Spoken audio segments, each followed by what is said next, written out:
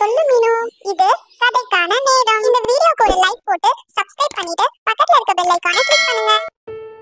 ஜொனாங்கூர் அப்படின்ற ஒரு ஊர்ல ஒரு மகாராஜா ஒருத்தர் வாழ்ந்துகிட்டு வந்தாரு.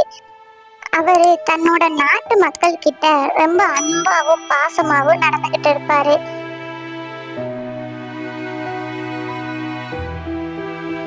அரசே, இந்த வருடம் புயல் வந்ததுனால விவசாய நிலம் எல்லாம் அழிஞ்சு போச்சு. அதனால உங்ககிட்ட உதவி கேட்டு வந்திருக்கோம். அப்படியா? தாங்களுக்கு தேவையான உதவிகள் அனைத்தும் தாங்கள் வீடு தேடி வரும். இப்பொழுது நீங்கள் வீட்டுக்கு செல்லுங்கள். மந்திரியாரே, சொல்லுங்கள் அரசே. மந்திரியாரே, எனக்கு வயதாகி கொண்டே போகிறது. எனக்கு பின் இந்த நாட்டை ஆள எனக்கு மகன் இல்லாததனால் இந்த நாட்டில் இருந்து ஒரு இளைஞனை தேர்ந்தெடுத்து அவனை இளவரசனாக முடிசூடலாம் என முடிவெடுத்துள்ளேன். இச்செய்தியை மக்களிடம் கூறி அழைத்து வாருங்கள். ஆகட்டும் அரசே, மக்களிடம் கூறி அழைத்து வருகிறேன்.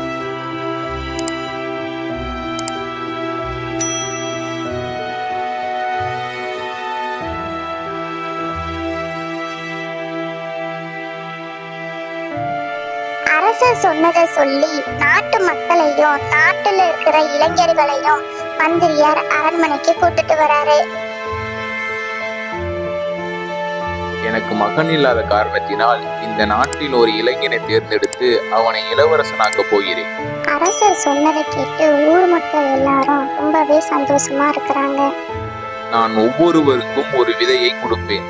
இந்த விதையை யார் பெரிய செடியாக முளைக்க வைத்து ஒரு மாதத்திற்குள் கொண்டு வர போகிறீர்களோ அவர்கள் தான் இந்த நாட்டை ஆளும் இளவரசன். இளைஞர்கள் அரசர்கிட்ட தனக்கான விதையை வாங்கிட்டு அவங்க வீட்டுக்கு போயிட்டாங்க.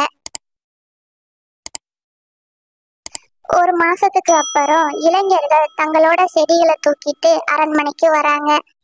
என்னாச்சு தம்பி, ஏன் இவ்வளவு சோகமா இருக்கிற? அம்மா, ஒரு மாசம் ஆயிடுச்சுமா. இன்னும் இந்த விதை கொஞ்சம் கூட முளைக்கல. நான் எப்படி இதை அரண்மனைக்கு எடுத்துட்டு போறது? பரவாயில்லையா, நீ இவ்வளவு நாள் கஷ்டப்பட்டு அதை வளர்க்க முயற்சி செஞ்ச. நீ அதை மகாராஜாட்ட போய் சொல்லு, என்னால இந்த செடியை வளர்க்க வைக்க முடியல அப்படின்னு. சரிம்மா, நீங்க சொன்ன மாதிரியே சொல்லி இந்த செடியை அரண்மனைக்கு எடுத்துட்டு போறேன்.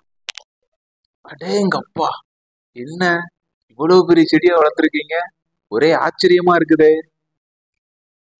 டேய் தம்பி, என்ன உன் செடியை மட்டும் காணவே காணோம்? அரசே, நான் ரொம்ப கஷ்டப்பட்டு வளர்த்தேன். ஆனா என்னால அந்த விதையை முளைக்க வைக்க முடியல. நீதான் என்னுடைய நாட்டை ஆள போகும் இளவரசன். அரசே, அவன் விதைய முளைக்க வைக்கவே இல்லை. ஆனா நாங்க எங்க செடியை பெருசா வளர்த்துருக்கோம். நீங்க எப்படி அவனை இளவரசனாக்கலாம்? நான் கொடுத்த விதை செடியா முளைக்கவே முளைக்காது. ஆனா நீங்க பொய்யான விதைய விதைச்சு அதை செடியாக்கி கொண்டு வந்திருக்கீங்க. ஆனா அவன் நான் கொடுத்த விதை முளைக்கலனாலும் என்கிட்ட வந்து உண்மைய சொல்லியிருக்கான். அதனாலதான் அவனை நான் இளவரசனா தேர்ந்தெடுத்திருக்கேன். ராஜா சொன்னதை கேட்டு நாட்டு மக்கள் எல்லாரும் ரொம்ப சந்தோஷப்படுறாங்க. இந்த கதையில இருந்து நம்ம என்ன தெரிஞ்சுக்கிறோம் அப்படின்னா, யார்கிட்டையும் பொய் சொல்லக்கூடாது. நம்ம எங்கேயும் எப்பயும் உண்மையவே பேசணும்.